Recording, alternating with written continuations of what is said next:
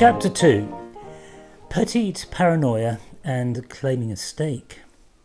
So that's how it felt in the first few days. Then fleetingly from then on, the air consumed you, that mild drug encouraging your passiveness, your calm, your listlessness. Maybe not quite so much that second day, because the second day is where my story starts properly. The first day went off uneventfully, by which I mean I don't remember it. Second day in which Peter gets lost, not for the first time.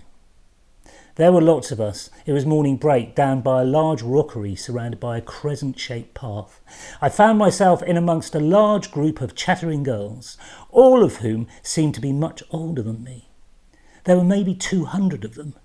It was like we'd assembled for a large aerial shoot, like I'd seen many, many times on telly. Lots of kids shouting and looking up, except there were no cameras, and there was no one else there except us girls. I stood there, motionless, expressionless, and then I started to feel a little uneasy, then unsettled, then giddy. First experience of crowd terror. All the girls started to pair off. You're a girl, I'm a girl. You're a girl, I'm a girl. You're a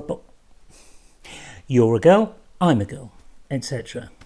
They began to skip, danced even, in unison, up around the rockery. Then they seemed to speed up, defiantly, moving away from the alien boy-child.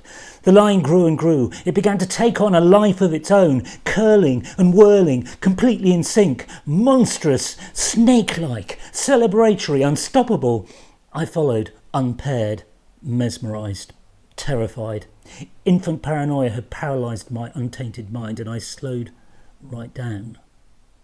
The girl Serpentia now wiggled off into the distance towards 1B block and up, ever upwards and onwards and on again into big school.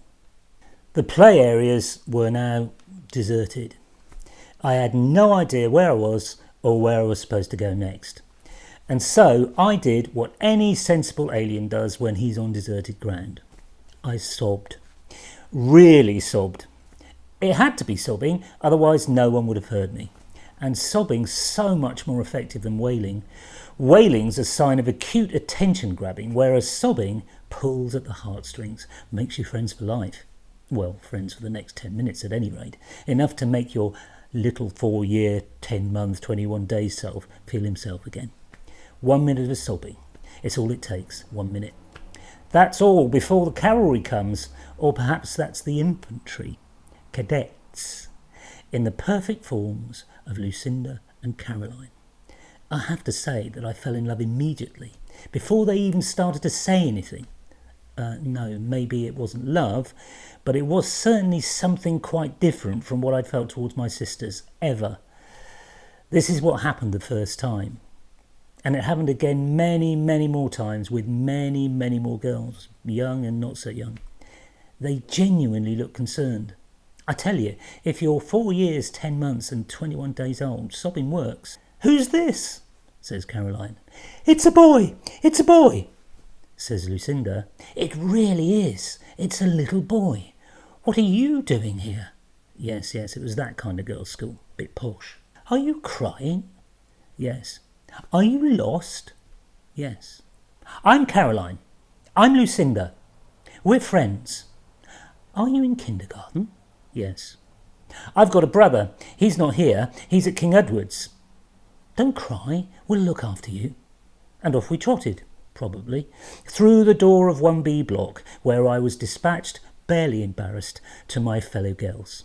And that was that. My induction. I needed a trick or two, and that was a trick I repeated a few times. What a treat. So I learnt from early on, from being lost and bewildered, if you're going to be a boy at a girls' school, be a girl.